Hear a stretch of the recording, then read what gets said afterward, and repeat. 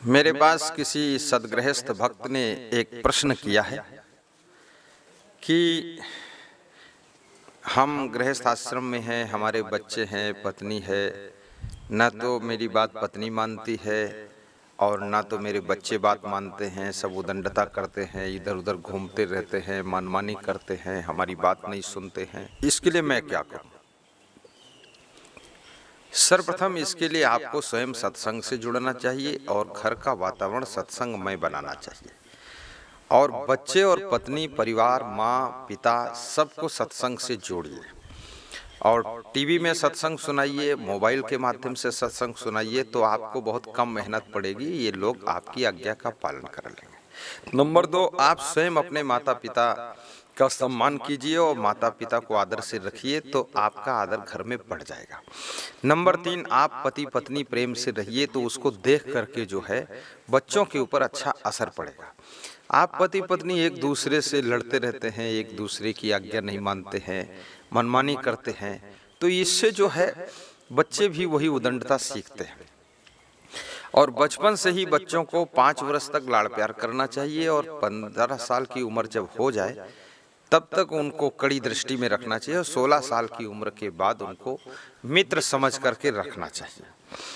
और अनुशासन अगर बचपन से आपने जमा लिया तो जमा लिया, और उनको लाड़ प्यार करने से बच्चे बिगड़ते हैं। लाड़ेत पंचवर्षाणि 10 वर्षाणि ताड़ेत प्राप्ते तो खोड़से वर्षे पुत्रम मित्रम इवाचरेत। लाड़ेत बहवो दोषा ताड़ेत बहवो गुणा तस्मात् पुत्रस्य शिष्यच्च ताड़ेत न तू लाड़ेत।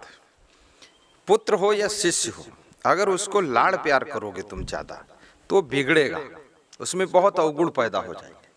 और यदि आप अनुशासन रखेंगे बचपन से ही, थोड़ा उसको भय होना चाहिए, तो आदमी बिगड़ेगा नहीं और आपकी आज्ञा का पालन करेगा।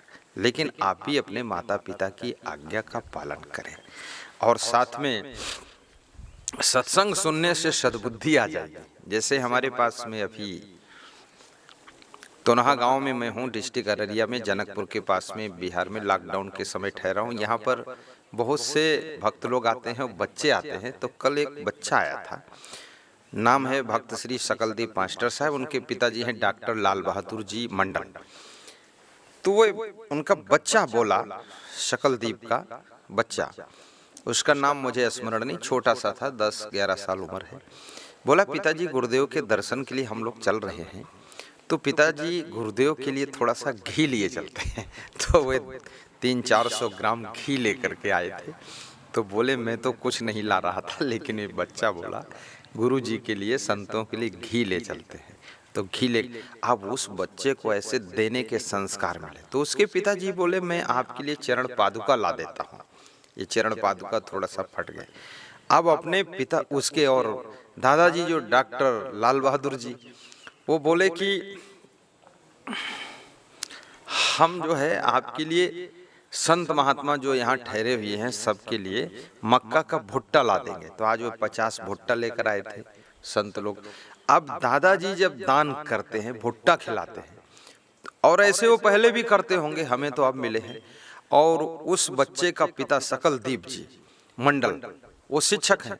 वे जब गुरुदेव के लिए चरण पादुका और दर्शन की इच्छा व्यक्त किए और आए और चरण पादुका लाना चाहते, तो उस बच्चे को, 10 साल के बच्चे को संस्कार मिला कि हमें संतों की सेवा करना चाहिए, बड़ों का सम्मान करना चाहिए।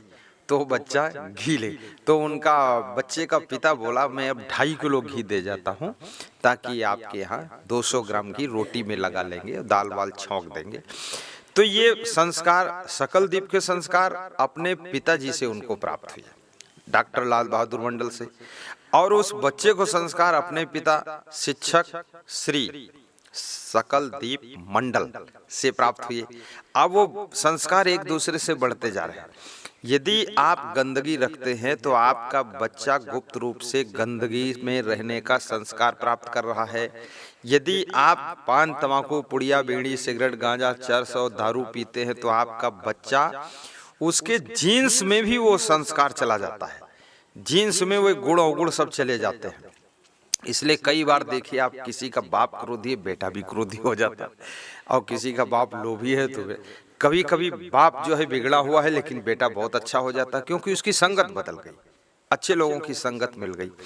तो बच्चे बात यदि नहीं मानते हैं, सबसे पहले इनको सत्संग से जोड़िए और आज्ञा पालन से क्या क्या लाभ होता है वो सिखाइए, और बच्चों का मनोबल भी बढ़ाइए।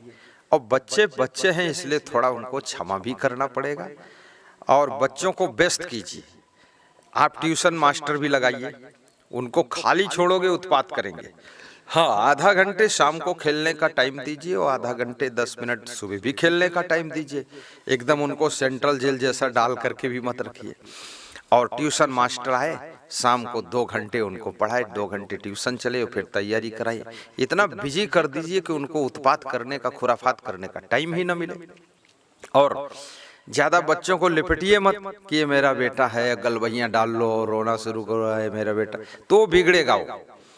कड़ी दृष्टि से देखिए और उनके खाने पीने का ध्यान रखिए। और बच्चों को ज्यादा खिलाइए भी मत, ज्यादा खाने से बुद्धि कम हो जाती है, कम ही खाना चाहिए।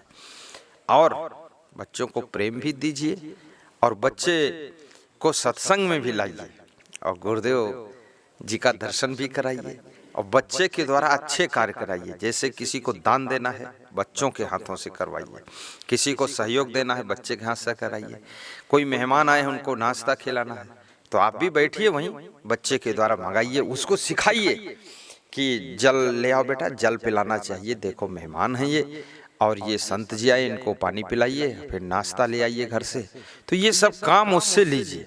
जितना आप व्यक्ति को खाली छोड़ोगे उतना ज्यादा वो खुराफाती हो जाएगा। और बचपन से ही आज्ञा का पालन करना उसको सिखाइए, प्रेम से सिखाइए। 5 वर्ष से बड़ा हो जाए थोड़ा कड़ाई से सिखाइए, तो वो बच्चा धीरे धीरे अच्छा ढल जाएगा। और उसके लिए आप अच्छा कीजिए तो बच्चे को संस्कार अच्छे मिल जाएंगे। बहुत बहुत धन्यवाद। आपके बच्चे अच्छे बने, इसके लिए मैं शुभकामना करता हूँ। बच्चे बिगड़ने ना पाए और सत्संग भी उनको सुनवाइए। कितने माता पिता सोचते हैं अरे सत्संग में क्या रखा, सत्संग में ही सब कुछ रखा है। राम भगवान इतने महान क्यों बने? क्योंकि महाराजा दशरथ बहुत बुद्धिमान थे।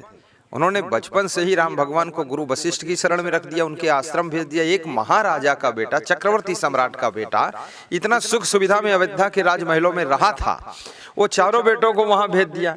वो झोपड़ी का आश्रम था, एक कुटिया थी, उसमें रहते थे और गाय को स्नान कराते थे, लकड़ी तोड़ कर लाते थे, फूल फुलवारी में पौधे उगाते थे।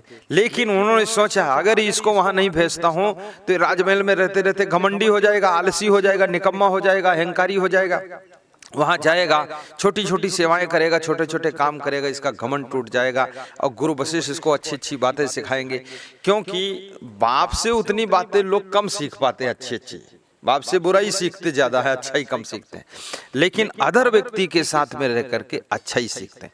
और दूसरी जगह रहने से उसका अहंकार भी टूटता है। कहीं भी जाओ, आप रिश्तेदारी में जाते हो, चाय में शक्कर कम है ज्यादा है, जो आता है पी लेते हो चुपचाप, बस गम खा लेते हो। लेकिन घर में अगर चाय पीते हो तो शिकायत करते हो शक्कर कम है, शक्कर ज्यादा है, चाय ठंडी है, ये है, टेस्ट नहीं आया। तो दूसरी जगह आदमी रह करके गम खाना सीखता है। इसलिए बचपन से ही इनको सबको सत्संग में जोड़िए और बचपन से ही इनको दूसरा व्यक्ति डांटे, ऐसा कुछ प्लानिंग करिए कि पड़ोसी भी डांटे और चाचा डांटे और कोई और डांटे। डांटने से भी इसको, अब तुम ज्यादा डांटोगे तो बनेगा नहीं, क्योंकि तुम माता पिता हो। दूसरा कोई डांटेगा तो इसको लगेगा यार हमारे में कोई गलती है, तब वो संभलेगा। लेकिन दूसरा व्यक्ति अगर जरा से तुम्हारे बच्चे को बोल दे या शिक्षक डांट दे तो तुम डंडा लेकर पहुंचते शिक्षक से लड़ने के लिए कि बच्चे पे छड़ी नहीं उठा सकते हो, डांट नहीं सकते हो, गुड़क नहीं सकते हो, तो आपका बच्चा बिगड़ेगा। शिक्षक भी डपट दे तो डपट खाने की क्षमता उसके अंदर पैदा होनी चाहिए, तो बच्चा सुधरेगा और आपके बच्चे महान बनेंगे यदि उनको आप प्रवचन सुनवाते रहेंगे तो। और आपके बच्चे आज्ञाकारी भी होंगे। उनको शिक्षा का महत्व बताइए, कार्य का महत्व बताइए और साधना का महत्व बताइए, भक्ति का महत्व बताइए और बच्चे महान बने, ऐसी शुभकामना रखिए। बहुत बहुत धन्यवाद, शुभकामना, आशीर्वाद।